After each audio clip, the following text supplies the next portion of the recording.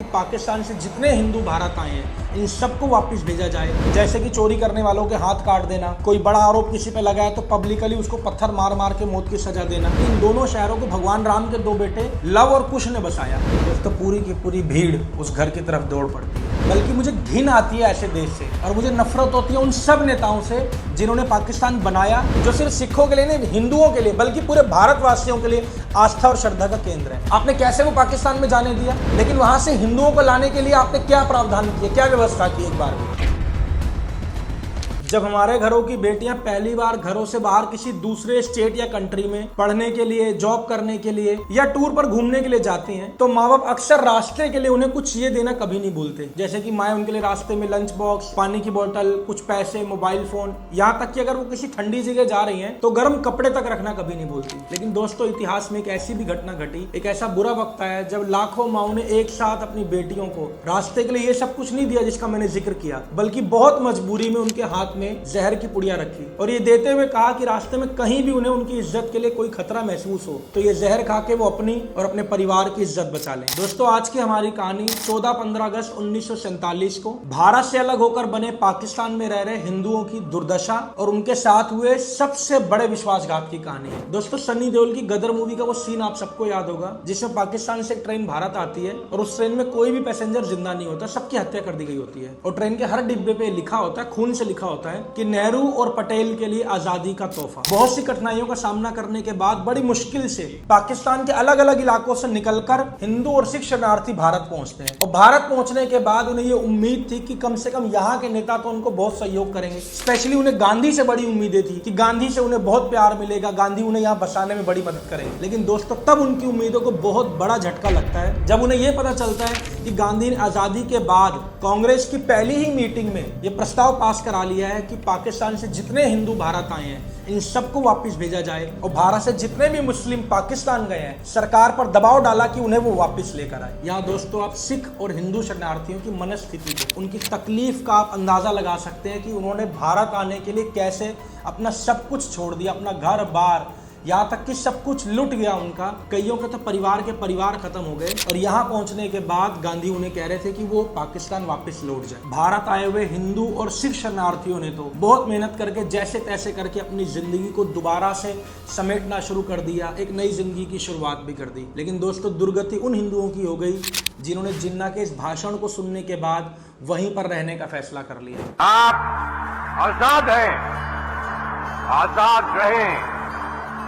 आप लोग इस मुल्क पाकिस्तान में अपनी अपनी इबादतगाहों, मस्जिदों या मंदिरों में जाने के लिए। बहुत से बदकिस्मत हिंदू जिन्ना के इस भाषण को सुन के पाकिस्तान में रह गए या यूं कहूं कि वहां कैद हो गए और धीरे धीरे बर्बाद होते चले गए और आज खत्म होने की कगार पर आ चुके हैं। पाकिस्तानी हिंदुओं के खात्मे की इस कहानी को आप इन कुछ आंकड़ों से समझ सकते हैं। दोस्तों 1947 में पाकिस्तान में रह रहे हिंदुओं की आबादी 20 से 21% थी, जो 1998 तक आते हुए सिर्फ 1.6% रह गई। इसके बाद धर्म के आधार पर पाकिस्तान में कोई जनगणना हुई नहीं, इसलिए आज 2024 का कोई आंकड़ा है नहीं। लेकिन एक्सपर्ट्स का, न्यूज रिपोर्ट्स का और कुछ एनजीओ का मानना भी है और कुछ ऐसे ह्यूमन राइट एक्टिविस्ट का भी मानना है कि आज वहां पर हिंदुओं की आबादी 1% से भी कम है। दोस्तों ये मेरा नहीं बल्कि पाकिस्तान की पार्लियामेंट का एक ग्रुप बना हुआ है APPG। इनका कहना है कि पाकिस्तान में हर साल 1000 से 1200 की संख्या में हिंदू लड़कियों को जिनकी उम्र 9 साल से लेकर 25 साल के बीच में होती है उन्हें जबरन उठाया जाता है, उनसे शादी की जाती है और फोर्सफुली कन्वर्जन कराया जाता है, मतलब धर्मांतरण कराया जाता है। इस वीडियो को देखिए। बड़ी हिकमत राइट है जनाब।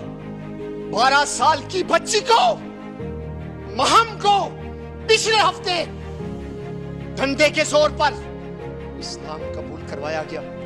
नाबालिग महक को उस समय अगवा कर लिया गया था जब वो स्कूल से लौट रही थी। अगवा करने के बाद उनका जबरन निकाह करवा दिया गया था। पुलिस ने तो कोई एक्शन नहीं लिया।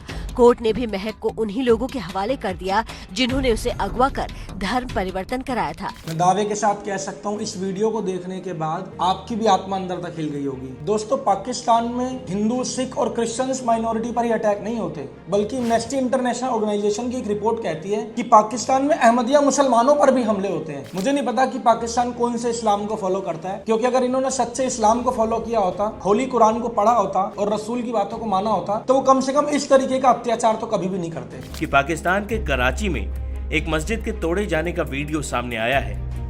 पाकिस्तान में खुलकर अहमदिया मुसलमानों की मस्जिदें तोड़ी जा रही हैं। अभी रमजान के महीने में पाकिस्तान से एक दुखद खबर आती है, जिसमें पाकिस्तान की आर्मी का एक सिपाही एक 80 साल के हिंदू बुजुर्ग को खाली इसलिए पीटता है क्योंकि वो रमजान के दिनों में खाना खा रहा होता है। पाकिस्तान की एक घटिया और कट्टर सोच कोई आज से नहीं है दोस्तों, बल्कि 1977 से इसकी शुरुआत हो गई, जब जिया उल हक ने पाकिस्तान की सरकार को अपने कंट्रोल में लिया और लोगों के बीच पॉपुलर होने के लिए उसने कुछ ऐसे रूल फॉलो करने शुरू कर दिए जिससे कि वो पाकिस्तान का इस्लामीकरण कर सके। जैसे कि चोरी करने वालों के हाथ काट देना, कोई बड़ा आरोप किसी पे लगाया तो पब्लिकली उसको पत्थर मार मार के मौत की सजा देना। There are these serious punishments like stoning a man to death, chopping off a hand, or the lashes. Pakistan में हर साल अलग अलग इलाकों से ऐसी खबरें आती रहती हैं जिसमें हिंदू समाज की 9 साल की 16 साल की लड़कियों को जबरदस्ती कोई उठा के ले जाता है, और माँ बाप जब थाने जाते हैं तो पहले तो थाने में उनकी सुनवाई नहीं होती, लेकिन अगर किसी तरीके से उनकी सुनवाई हो जाती है, मामला कोर्ट तक जाता है, तो आपको सुन के हैरानी होगी, कोर्ट भी ये जानते हुए कि लड़की को फोर्सफुली उठाया गया और शादी की गई है, उसके बावजूद वो लड़की को माँ बाप के पास सौंपने की जगह उसी आदमी को दे देते हैं जिसने उससे शादी की है। और तर्क ये दिया जाता है कि क्योंकि लड़की ने शादी करके इस्लाम कबूल कर लिया है तो अब उस लड़की को किसी भी हिंदू पेरेंट्स को नहीं दिया जा सकता। एक 14 साल की लड़की का उसके घर से बंदूक की नोक पर अपहरण किया जाता है। उसके बाद पहले तो मासूम का धर्मांतरण कराया जाता है, फिर एक मुस्लिम शख्स से उसकी जबरन शादी करा दी जाती है। इतना ही नहीं, जब लड़की का परिवार कोर्ट की शरण लेता है तो अदालत पीड़ित परिवार की दलीलों को खारिज करते हुए लड़की को उसके माता पिता के साथ भेजने से इनकार कर देता है। ये दुर्गति है वहाँ के हिंदुओं की। आप सबसे रिक्वेस्ट है वीडियो को अंत तक देखना। पाकिस्तान के 2 शहर लाहौर और कराची, आपको जान के हैरानी होगी, इन दोनों शहरों को भगवान राम के 2 बेटे लव और कुश ने बसाया। लेकिन बदकिस्मती देखिए, जिन शहरों को भगवान राम के बेटों ने बसाया उन्हीं शहरों में भगवान राम को मानने वाले हिंदुओं की आज क्या दुर्गति हो गई है। जानवरों से ज्यादा बदतर स्थिति में वो जिंदगी जी रहे हैं। लाहौर वो शहर है जो पाकिस्तान बनने के बाद भी यहाँ की 40% से ज्यादा पॉपुलेशन हिंदू या सिख थी, और पूरे लाहौर की 80% से भी ज्यादा प्रॉपर्टी किसी न किसी हिंदू या सिख के पास थी। बट आज की स्थिति ये है कि हिंदू और सिख दोनों वहां किसी न किसी छोटे काम में ही लगे हुए, किसी भी बड़े उद्योग के मालिक नहीं। दूसरी तरफ कराची वो शहर जहां 1930 तक जहां के ज्यादातर बिजनेस के मालिक, ज्यादातर उद्योगों के मालिक हिंदू थे, लेकिन अभी 2013 में एक घटना घटी जिसने मुझे भी अंदर तक हिला के रख दिया। कराची के एक गांव में एक कट्टरपंथी नेता एक भीड़ को बुलाता है और उस भीड़ को इशारा करते हुए बताता है कि इस गली की इस घर में एक लड़की और एक औरत रहती है जो ना तो नमाज पढ़ती है ना रोजा रखती है, क्योंकि वो लोग हिंदू थे। भीड़ को उकसाता है और उन्हें कहता है कि जाइए, वो लड़की 16 साल की हो गई है, उसे जाके पाक करके आइए। उसका इशारा था कि उस लड़की के साथ रेप करके आइए। और दोस्तों पूरी की पूरी भीड़ उस घर की तरफ दौड़ पड़ती है। उसकी माँ उस भीड़ के सामने गिड़गिड़ाती है, रोती है, उन्हें रोकने की कोशिश करती है, लेकिन एक समय के बाद जब वो रोक नहीं पाती तो वो मजबूरी में उस भीड़ से, जानते हैं क्या कहती है? उस भीड़ से कहती है कम से कम एक एक करके अंदर जाओ।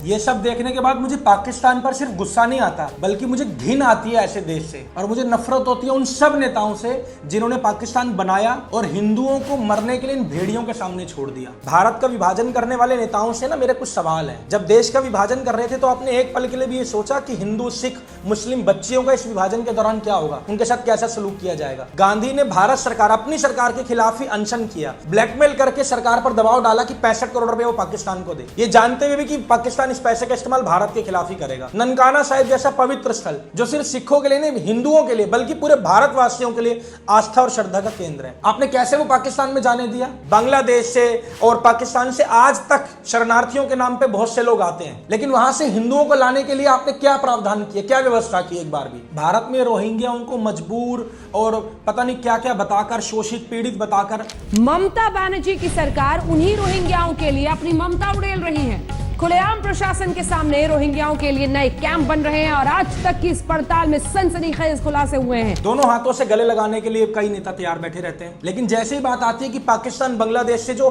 हिंदू शरणार्थी है, जो वहां पर प्रताड़ित हुए हैं, सच में प्रताड़ित हुए हैं, उन्हें भारत में लाया जाए और सरकार उसके लिए सीए या एनआरसी कानून लेके आती है, तो हमारे ही कुछ नेता ऐसे बयान देते हैं, पता नहीं वो कौन लोग हैं, क्या हैं, सारी कानून व्यवस्था चरमरा जाएगी, चोरियां, डकैतियां, बलात्कार बढ़ेंगे हमारे देश के अंदर। मैं ये जानना चाहता हूं कि क्या सच में हिंदुओं के आने से यहाँ पर रेप, अपहरण और ये क्राइम बढ़ जाएगा? पूरी दुनिया के किसी भी देश में अगर हिंदुओं और सिखों पर अत्याचार होगा तो वो सबसे पहले भारत की तरफ देखेगा, क्योंकि यही उनके लिए सबसे ज्यादा सुरक्षित जगह है। और अगर हम किसी भी मार्केट में जाएं या भी किसी भी शहर में जाएं, वहाँ पे हमें अलाउड नहीं होता था कि हम उनके गिलास में कोई पानी पी लें या उनकी कोई प्लेट्स में हम खा सकें, हमारे लिए अलाउड नहीं था। हिंदू और सिख के लिए उनके लिए प्लेटें अलग होती थी, उनके लिए हर चीज़ अलग होती थी। प्लेट वो काफर समझते हैं। लेकिन दोस्तों मुझे बहुत तकलीफ होती है जब हमारे कुछ नेता अपने वोट बैंक की पॉलिटिक्स के लिए ऐसे सताए हुए लोगों का भी भारत में आने का विरोध करते हैं। स्वामी विवेकानंद ने कहा था कि गर्व से कहो हम हिंदू हैं, लेकिन दोस्तों इस गर्व को हम तब महसूस कर पाएंगे जब दुनिया के किसी भी कोने में कहीं पर भी हिंदुओं पर कभी भी अत्याचार होगा तो उसके खिलाफ हम आवाज उठाएंगे। साथियों, वीडियो को बनाने का मकसद था आप तक सही जानकारी पहुंचाना। अगर वीडियो पसंद आए, समझ आए तो ज्यादा से ज्यादा लोगों तक इसको शेयर करना और लाइक, सब्सक्राइब करना मत भूलना। जय हिंद दोस्तों, जय श्री राम।